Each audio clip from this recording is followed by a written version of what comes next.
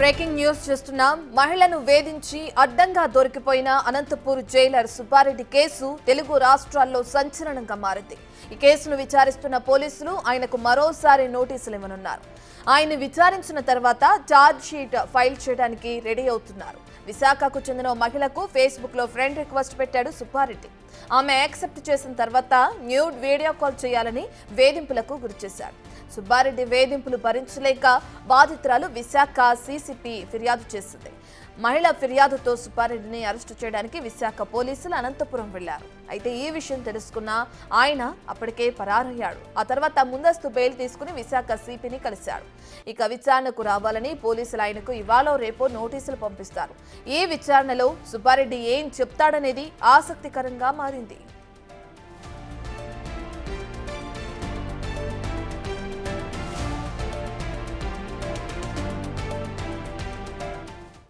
పూర్తి డీటెయిల్స్ అందించడానికి మా ప్రతినిధి రాజు అందుబాటులో ఉన్నారు. రైట్ రాజు, ఇప్పటికే కేసు నమోదైనట్లు కూడా మనం చూస్తున్నాం.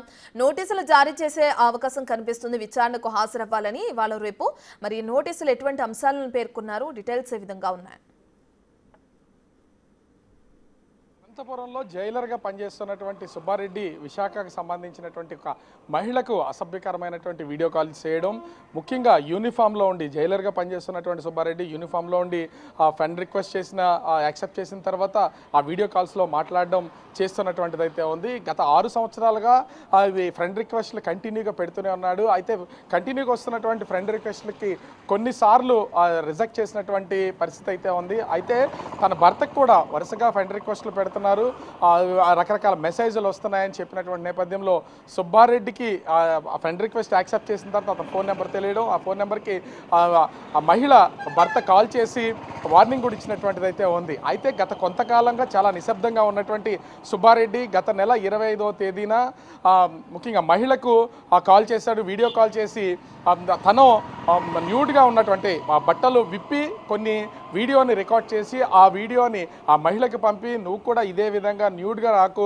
వీడియో కాల్ చేయి, బాత్రూంలోకి వచ్చి వీడియో కాల్ చేస్తే 20,000 రూపాయలు ఇస్తాను, బెడ్రూమ్లో ఉండి వీడియో కాల్ చేస్తే 30,000 రూపాయలు ఇస్తానని ఆఫర్స్ అయితే మెసేజ్ రూపంలో ఇచ్చినటువంటిది అయితే ఉంది. మొత్తం ఈ మెసేజ్లు అన్నింటినీ డిజిటల్ రూపంలో తీసుకుని విశాఖ సిపికి ఫిర్యాదు చేసింది ఆ మహిళ. ముఖ్యంగా ఆమె పార్వతీపురం జిల్లా పార్వతీపురానికి చెందినటువంటి మహిళ ఆమె. అయితే అక్కడ ఉండగానే విశాఖపట్నం జైల్లో జైలర్గా పనిచేస్తున్నానని పరిచయం చేసుకున్నటువంటి సుబ్బారెడ్డి అసలు విశాఖపట్నానికి అతనికి ఎలాంటి సంబంధం లేదు, అలా నేను ఒక పోలీస్ అధికారిని అని చెప్పి ఆమెకు ఒక విధంగా భయపెట్టే ప్రయత్నమే చేశారు. అయితే ఇప్పటి వరకు అతని వల్ల అంటే ఫోన్ కాల్స్ వస్తున్నాయి, మెసేజ్లు వస్తున్నాయి, కానీ ఆమెకి ఈ వీడియో కాలింగ్ విషయంలో ఎలాంటి ఇబ్బంది పెట్టలేదు. కానీ గత నెల 25వ తేదీన న్యూడ్ వీడియోస్, తను కూడా బట్టలు లేకుండా వీడియోస్ మహిళకు పంపించారు. అదేవిధంగా ఆమెను కూడా న్యూడ్గా వీడియో కాల్లోకి రమ్మని చెప్పినటువంటి నేపథ్యంలో విశాఖ సిపి ఫోన్ నెంబరు ఇంచుమించుగా ఉమ్మడి విశాఖ జిల్లా శ్రీకాకుళం ఉత్తరాంధ్రలో చాలామంది దగ్గర ఉంది. ఆ నెంబర్కి ఫోన్ చేసి ఫిర్యాదు చేసింది. సిపికి ఫిర్యాదు చేసి విశాఖ వచ్చి మొత్తము ఆమె దగ్గర ఉన్నటువంటి డిజిటల్ రూపంలో ఉన్నటువంటి ఎవిడెన్స్ అన్ని ఇచ్చినటువంటి నేపథ్యంలో పోలీసులు కూడా కేసు నమోదు చేసి ఆ సైబర్ క్రైమ్ నుంచి దీన్ని ఇన్వెస్టిగేషన్ చేయడం మొదలుపెట్టారు. సుబ్బారెడ్డి జైలు జైలర్గా పనిచేస్తున్నాడు. అతను ప్రస్తుతం అనంతపురంలో ఉన్నాడని కనిపెట్టి విశాఖ నుంచి అనంతపురం వెళ్ళి అతను అరెస్ట్ చేసే ప్రయత్నం అయితే చేశారు. విషయం తెలుసుకుని, ఎందుకంటే పోలీసుల నుంచి ముందుగానే సుబ్బారెడ్డికి విచారణకి రావాల్సిందిగా పోలీసులు అయితే సమాచారం ఇచ్చిన వెంటనే అతను డ్యూటీ నుండి కూడా అబ్స్కాండ్ అయిపోయి అజ్ఞాతంలోకి వెళ్ళిపోయినటువంటి పరిస్థితి ఉంది. దాదాపుగా నెల రోజుల పాటు ఎక్కడున్నాడో తెలియలేదు.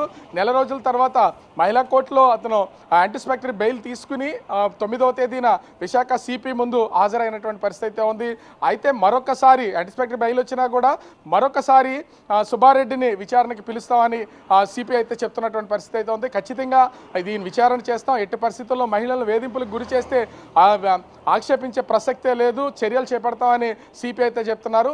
ముఖ్యంగా చూస్తే సుబ్బారెడ్డి మీద కేసు నమోదు చేయడంతో పాటుగా ఆ జైళ్ల శాఖ ఆ డీజీకి ఒక లేఖ కూడా రాశారు. సుబ్బారెడ్డి మీద కఠినమైనటువంటి చర్యలు తీసుకోవాలి, ఈ విధంగా వికృత చేష్టలు చేస్తున్నారు, న్యూడ్ వీడియోస్ పంపించడంతో పాటుగా ఆ న్యూడ్ వీడియో రూపంలో వీడియో కాల్లోకి రమ్మని మహిళను వేధింపులకు గురి చేస్తుందని ఒక లేఖ కూడా రాశారు. ఇప్పుడు ఇది సంచలనంగా మారింది. ప్రస్తుతం అయితే బెయిల్ మీద ఉన్నటువంటి ముందస్తు బెయిల్ మీద ఉన్నటువంటి సుబ్బారెడ్డి ఆ సోమవారం లోపు ఖచ్చితంగా విశాఖ సిపి ముందు మరొకసారి హాజరు కావాల్సినటువంటి పరిస్థితి ఉంది. నోటీసులు సిద్ధమవుతున్నాయి. ఈ నోటీసుల్లో అసలు ఎందుకు ఏమైనా పరిచయం చేసుకోవడానికి గల కారణం ఏంటి, న్యూడ్గా ఫోటోలు వీడియో కాల్లోకి రమ్మడానికి గల కారణం ఏంటి, మీరెందుకు న్యూడ్ వీడియోస్ని ఆమెకు పంపించారో అనే దాన్ని కూడా విచారణ చేసే అవకాశం అవుతుంది. దీన్ని తప్పించుకోవడానికి ఎక్కడ ఆస్కారం లేదు. సుబ్బారెడ్డి అయితే పూర్తిగా లాక్ అయిపోయినటువంటి పరిస్థితి ఉంది.